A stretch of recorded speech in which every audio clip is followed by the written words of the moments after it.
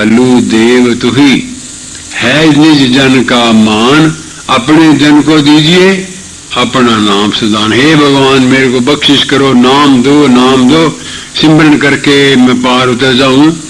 कलयुग केवल नाम आधारा, और सिमर सिमर जन उतरे पारा।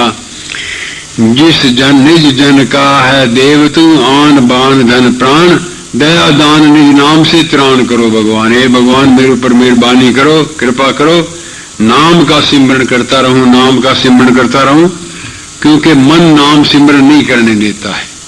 संत की कृपा से फिर आदमी नाम का सिमरन करता है। यही भगवान से मांगा है कि मेहरबानी करके मेरे को नाम का सिमरन करने का आशीर्वाद दीजिए, कृपा करिए।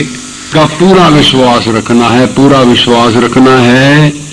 महाराज कहते थे कि जिन रिद्धि सिद्धियों के मालिक संतों के पीछे तुम भागते फिरते हो, वो तो नाम में समाप्त है, नाम के अंदर छुपी हुई है। तुम रिद्धि सिद्धियों के पीछे भागने की बजाय नाम का सिमरन कर लो, रिद्धि सिद्धि तो आप ही आ जाएंगी, लेकिन रिद्धि सिद्धि भी नहीं चाहिए।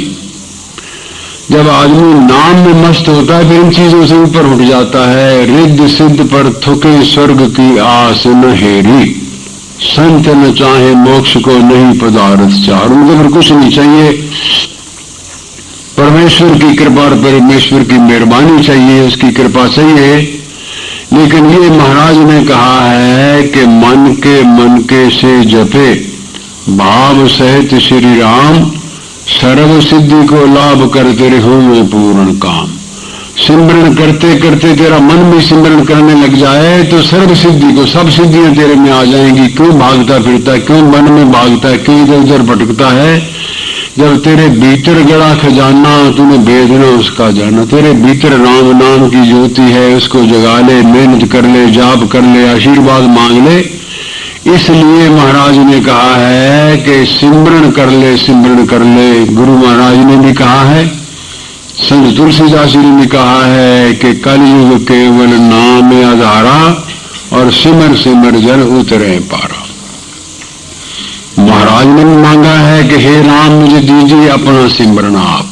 गुरु नानक ने भी मांगा है कि मांगू राम के एक दान, सर्व मनोरथ पूर्ण होवे, सिमरू तेरा नाम, चरण तुम्हारे हृदय वसे, संतन का संग पाऊं, हर शोक ने मन में व्यापे, आहट पहर गुण गाऊं, मांगू राम के एक दान। तो सिमरन जो है ये बड़ी ही ऊंची चीज है, और भावना से आदमी सिमरन करे तो महाराज ने कहा है कि बहुत अच्छा है।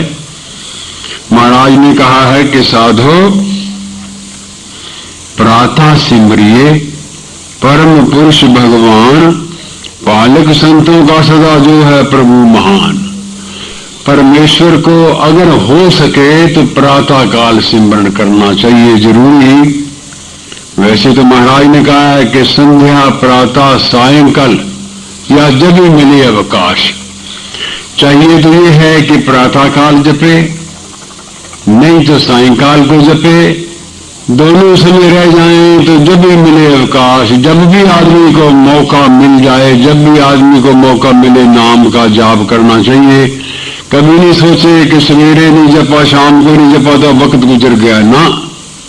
संध्या प्रातः सायंकाल या जब भी मिले अवकाश। तू प्रदेश में है, देश में है, कहीं भी है, तू किसी जगह भी है, गाड़ी में, बस में, कार में, धरती पर, चाहे घास पर, कैसे भी है, जूता पहना हुआ नहीं पहना हुआ है, सिमरन को नहीं छोड़ना है।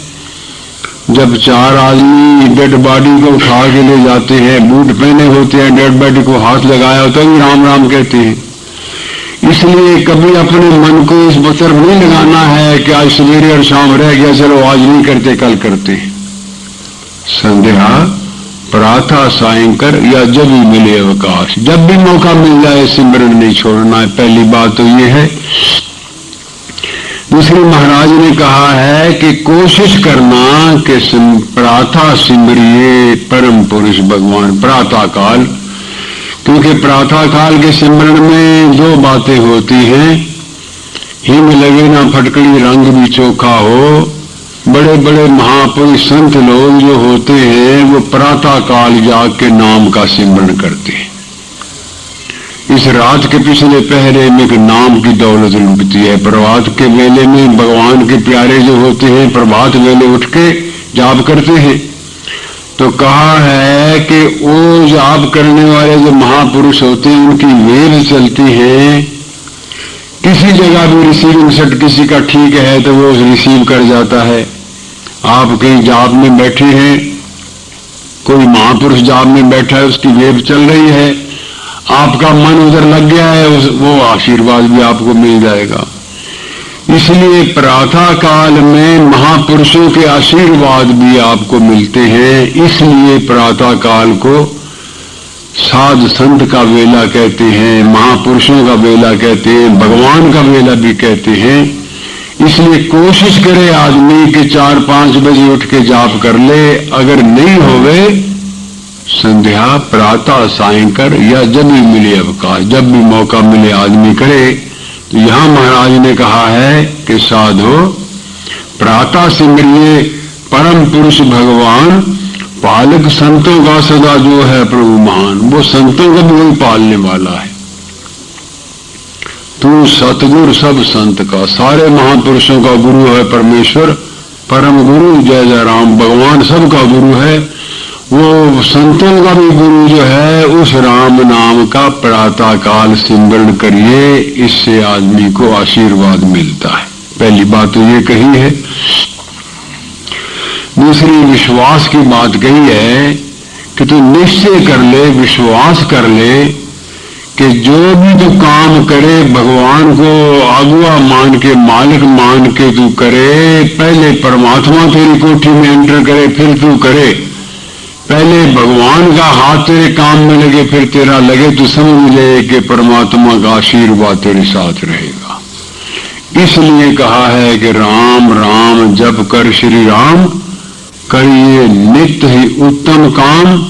जितने कर्तव्य कर्म कलाप करिए राम राम कर जब। जो ड्यूटी निभानी है, घर का परिवार की सेवा करनी है, कारोबार करना है, कुछ भी करना है, तो परमेश्वर का सिमरण करके कर ले। ये समझ के कर ले कि है नेता शुभ कर्म में। जो भी शुभ कर्म तुमने करना है, घर का, बार का, परिवार का, उस सारे का मालिक कौन है नेता शुभ कर्म में, शुभ पथ दर्शक राम। वो परमेश्वर उसका मालिक है। उसका नाम लेके तो अपने काम कर ले। छोटा काम कर ले चाहे बड़ा कर ले, छोटी चीज ले ले चाहे बड़ी चीज ले ले, कुछ भी ले ले, पहले भगवान को नमस्कार कर दे। तेरी मेहरबानी, तेरा मालिक है, तू ये दाता है, तेरी कृपा से मेरे को मिला है। ये है नेता शुभ कर्म में, शुभ पथ दर्शक राम। भक्ति प्रेम से गाइए उसके मिल गुणग्राम। बड़ी श्रद्धा के साथ उसका आशीर्वाद मांग के अपना काम करे। तो महाराज ने कहा है कि बहुत दूर की सूझ हो मन को जिसके साथ, ज्योति का एक धाम है सिमरो सबका नाथ। जैसे समुद्र में जहाज चलते हैं, ज्योति देख के निशानी चलती है, ऐसे नाम सिमरण से मन को भी प्रेरणा हो जाती है कि तुम ये काम कर ले, इधर कर ले। जो आदमी परमेश्वर के नाम को सिमरण करने वाले प्यारे होते हैं उनको प्रेरणा मिल जाती है। शैतानी काम करने वाले को शैतान की प्रेरणा मिलती है। शैतान भी जबरदस्त है, मामूली नहीं है। भगवान की और शैतान की शक्तियां बड़ी जबरदस्त हैं, लेकिन शैतान की शक्ति से भगवान की शक्ति जबरदस्त है।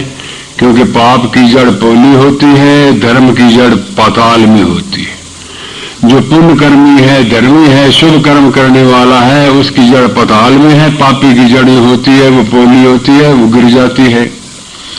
इसलिए महाराज ने कहा है बहुत दूर की सूझ हो मन को जिसके साथ, ज्योति का एक धाम है सिमरो सबका नाथ। वो तेरे को प्रेरणा देगा, रास्ता बताएगा कि ये रास्ता गलत है, ये रास्ता सही है।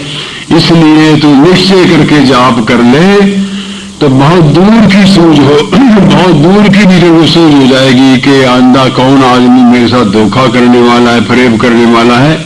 सब तेरे को अंदर से प्रेरणा मिलेगी जाप करने से। फिर महाराज ने कहा है कि परमेश्वर के नाम जपने से तेरे को क्या क्या प्रेरणा मिलेगी। तू समझ ले कि अब मेरे अंदर भगवान बोलता है। कब? जिसकी प्रेरणा सुकर्म, सिमरन दान सुज्ञान, जिसे सिमरन मन बदर हो सो सिमरो भगवान। जब तेरे मन में आए कि मालिक का दिया हुआ है दान सुज्ञान, जिसे सिमर मन मदर हो सो सिमरो भगवान। ये चारों चीजें जब अंदर आए तो समझ परमात्मा बोलता है। फिर महाराज ने कहा है कि तप संयम साधन व्रत सब सिमरण में जान, भक्ति भजन के भेद को समझे भक्त सुजान। कोई विरला आदमी इस भेद को समझता है कि जो तू जाप करता है, सिमरण करता है, बड़ा भारी तप है, मामूली तप नहीं है। क्योंकि नस नस में होवे बसा पाप कर्म का रोग, नाम के रस को पान कर पावे पद लोग। कितनी भी गलतियां हो गई, कितनी भी गलतियां होगी, कोई बात नहीं है। अगर नस नस में भी गलतियां चली गई तो नाम के रस को पान कर, नाम सिमरण कर ले, सिमरण कर ले। सबसे बड़ा तप यही है। तो तप संयम साधन व्रत, जो संयम है सिमरण करने से जीवन का अपने आप ही संयम होता चला जाता है। और जो तू व्रत रखता है, नाम का सिमरण करेगा तो तेरा जीवन अपना ही कंट्रोल वाला हो जाएगा। संयम से खाना, संयम से पीना, संयम से सोना, संयम से जागना, ये तेरा हो जाएगा तो तेरा सबसे बढ़िया व्रत भी ये होगा। तो महाराज ने कहा है कि सबसे बड़ा तप भी नाम का सिमरण है, सबसे बड़ा संयम भी नाम का सिमरण है, सबसे बड़ी साधना भी नाम का सिमरण है, और सबसे बड़ा व्रत भी सिमरण में है। सब सिमरण में जान, पर भक्ति भजन के भेद को समझे भक्त जाने। इस भेद को विरला ही आदमी समझ सकता है। जो प्रभु का प्यारा है, जो सिमरण करता है, वही समझ सकता है कि सारे व्रत, सारे साधन, सारे तप और सारा जो आशीर्वाद है, ये सब सिमरण से मिल सकता है। सारे सिमरण में समाये हुए हैं और परमेश्वर की कृपा और परमेश्वर का आशीर्वाद है। आपने अमृतवाणी में पढ़ा है, कुंडलिनी बोधे सुषमा खोले।